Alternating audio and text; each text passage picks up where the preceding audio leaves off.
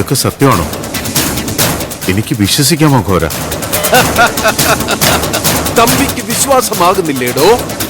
കുഞ്ഞികൃഷ്ണന്റെ രൂപം വെടിഞ്ഞ് ഞാൻ എന്റെ രൂപം പ്രാപിച്ചത് ഇനി തന്നെ രക്ഷിക്കുന്നതോടൊപ്പം എനിക്ക് എന്റെ കാര്യം നോക്കണമല്ലോ.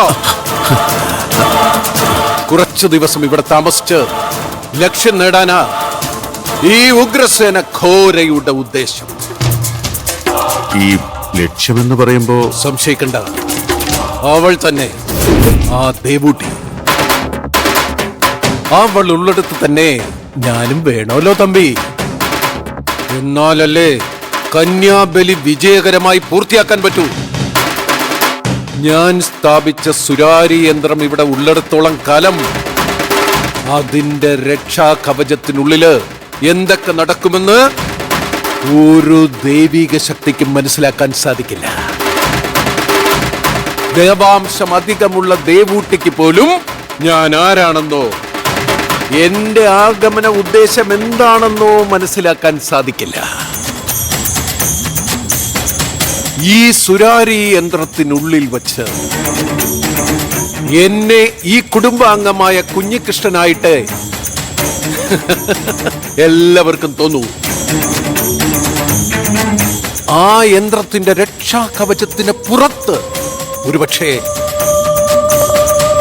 അവർക്കെന്റെ യഥാർത്ഥ രൂപം മനസ്സിലായേക്കും. അത് മനസ്സിലാക്കാതിരിക്കാനാണ് ദേവൂട്ടിയെ ആ ബലിതർപ്പണം നടക്കുന്നിടത്തേക്ക് ഞാൻ അയക്കാതിരുന്നത്. ഓ, അതെന്തോ ആയിക്കോട്ടെ. പക്ഷേ കുഞ്ഞികൃഷ്ണനായിട്ട് വന്നിട്ട് എല്ലാവരുടെ മുന്നിൽ വെച്ച് ബിസിനസ് ഒക്കെ സന്ദീപിന് വിട്ടുകൊടുക്കണമെന്നും ദേവൂട്ടിയെ വീട്ടിൽ കയറ്റി താമസിപ്പിക്കണമെന്നൊക്കെ ഘോര പറഞ്ഞത് എന്തിനാണ്? അത് മാത്രം എനിക്ക് മനസ്സിലായില്ല. അത് ഞാൻ ആത്മാർത്ഥയോടെ പറഞ്ഞെന്നാണോ തമ്പി വിചാരിച്ചത്? പിന്നെ ഈ കുടുംബാംഗത്തിന്റെ രൂപം സ്വയം ഏറ്റെടുത്തപ്പോൾ എല്ലാവരുടെയും വിശ്വാസം നേടിയെടുക്കുക എന്നുള്ളതാണല്ലോ പ്രധാനം. സുകുമാരിയുടെയും സന്ദീപിന്റെയും വിശ്വാസം നേടാൻ കുഞ്ഞികൃഷ്ണൻ ഒരു കുടുംബസ്നേഹിയാകേണ്ടതുണ്ടായിരുന്നു. അതുകൊണ്ട് ഞാൻ അങ്ങനെ പറഞ്ഞത് തമ്പി. എന്നുവെച്ച് താനൊന്നും വിട്ടുകൊടുക്കേണ്ടി വരില്ല തമ്പി. എല്ലാം തമ്പിയുടെ ആഗ്രഹം പോലെ നടക്കും. പക്ഷേ അതിനു മുമ്പ് ഞാൻ ദേവൂട്ടിയുമായി എന്റെ ലക്ഷ്യത്തിലേക്ക് പോയിരിക്കും. എന്റെ ലക്ഷ്യം നിറവേറ്റിക്കഴിഞ്ഞാൽ തമ്പി ജയിച്ചുവെന്ന് മാത്രം കരുതുക. മനസ്സിലായോ തമ്പി?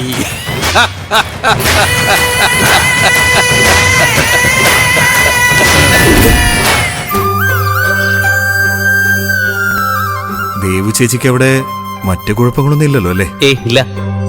ഞങ്ങള് വിളിച്ചപ്പോ പുള്ളിക്കാരി ആകെ സങ്കടത്തിലായിരുന്നു. ക്ഷീണം കാരണം സന്ദീപേട്ടന്റെ അച്ഛന് ബലിയിടാൻ കൂടെ ചെല്ലാൻ പറ്റാത്തതിന്റെ വിഷമം. ഞങ്ങളുമായിട്ട് സംസാരിച്ചപ്പോ ആള് ഹാപ്പിയായി. വനജേ, ഭക്ഷണം അസലായി കേട്ടോ. എല്ലാ കറികളും ഒന്നിനൊന്ന് മെച്ചം. ഒരുപാട് നാളായി ഇത്രയും വിഭവസമൃദ്ധമായ ഒരു ഊണ് കഴിച്ചിട്ട്. വനജയുടെ കൈപുണ്യം അസലായി. ഭക്ഷണം നന്നായെങ്കിൽ അതിന്റെ ക്രെഡിറ്റ് എനിക്ക് മാത്രമല്ല, എല്ലാ കാര്യങ്ങളിലും മുന്നിട്ട് നിന്നത് അഖില തന്നെയാ.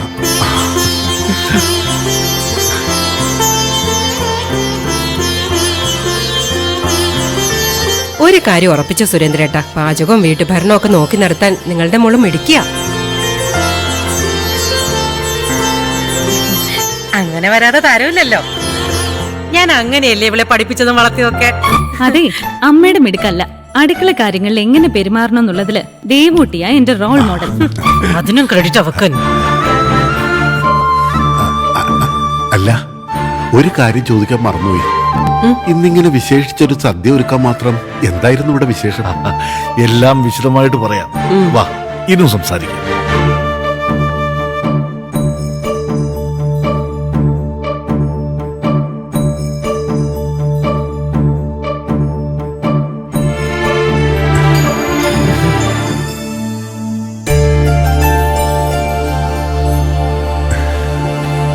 ഇനിയൊരു കാര്യം തന്നോട് തുറന്നു പറയാലോ സുരേന്ദ്ര.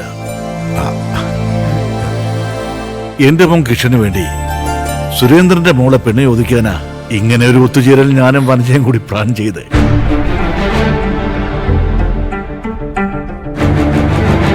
എന്താടോ, തന്റെ ഈ മിടുക്കി കുട്ടിയെ ഞങ്ങളുടെ മോനോട് ആലോചിക്കുന്ന വിരോധമുണ്ടോ?